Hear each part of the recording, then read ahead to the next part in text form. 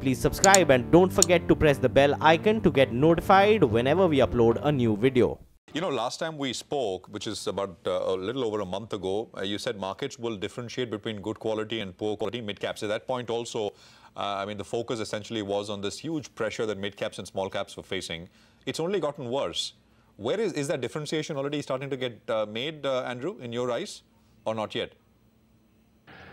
Not yet, unfortunately. I think, you know, every stock's kind of being, you know, put into the same boat, and obviously some of the better quality companies, you know, are seeing a little bit more selling pressure because obviously there's maybe more liquidity there as well. I think maybe after this month and maybe towards the end of August, it's very difficult on the timing. Maybe the mutual funds will have done their kind of reallocations and so forth and so on, along with the SEBI guidelines, and that will ease things off. But I don't see that I need to kind of look at mid-caps and small caps at the moment. I just let the market do what it has to do. And if you missed, you know, the first 5% on some of these stocks, then it's okay. It's, you know, in the longer term run of things, it's okay to miss that first the buy at the bottom type of approach. So I think there's still more pain to come, particularly if global markets sell off. Then I think you'll see a lot more pressure on the mid-caps and small caps.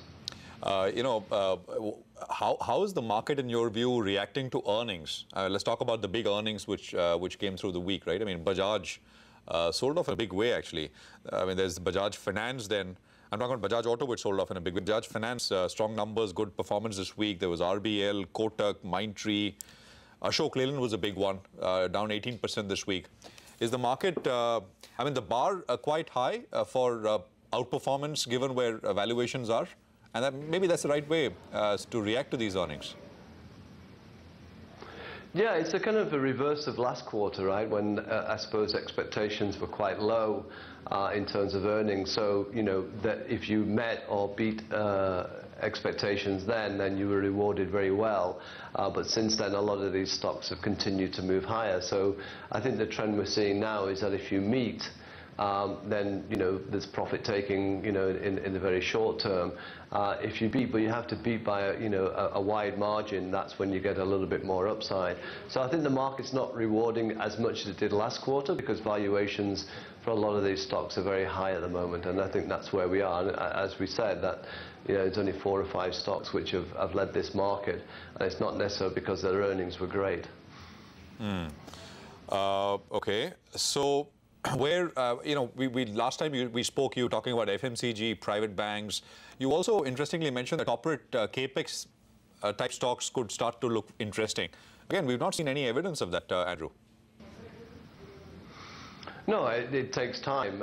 You know, I looked at the ABB results and the order book, and margins are looking a lot better.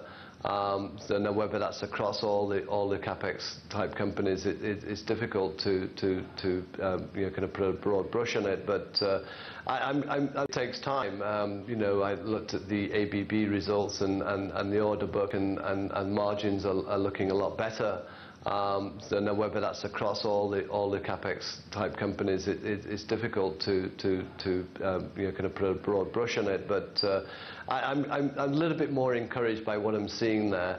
But you know, it's not going to be an overnight story. It's going to take a little bit of time, and you know, this is going to play out over the next 1 year. I say it's probably worth kind of looking at them now. I'm not saying that, you know, you need to wholeheartedly kind of jump in, but I think nibbling away is probably the right thing to do at this time of the cycle for India. You know, given that capex will have to start to increase, given where capacity levels are at the moment in quite a number of industries. That said, you know, with quite a number of acquisitions being made through the bankruptcy laws, and you know, some of that capacity is being taken by companies, so maybe that capex cycle gets just delayed a little bit longer than maybe we were hoping. But I think where valuations are, they're worth looking at the moment. How will you briefly mentioned acquisitions, but in a different context. There are 2 large acquisitions which I think should come our way pretty soon, announcements. We reported that Hindalco is considering an acquisition in the US, some $2.5 billion worth. Markets didn't really react very favorably to it. The other one is UPL, where the size of the acquisition actually is even larger if it were to happen. Broadly, I mean, speaking, of course, these are individual businesses, etc. But where are these acquisitions coming in terms of the cycle itself? Are they coming in right at the top? I mean, what's your sense?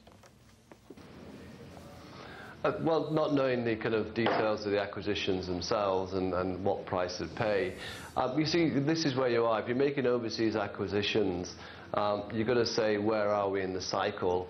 And I think we're probably towards the back end of the kind of cycle now, and if anything, by 2020, you'll start to see that kind of turn down as interest rates continue to rise. So maybe that's what the market's not liking, is making offshore acquisitions, unless it's completely great value in terms of what you're buying, because of that worry that the top end of the kind of investment cycle globally, and particularly if you have any trade wars, it's going to be very painful, because obviously commodity prices would take a hit under that scenario, which they have been doing actually over the last 1 month or so.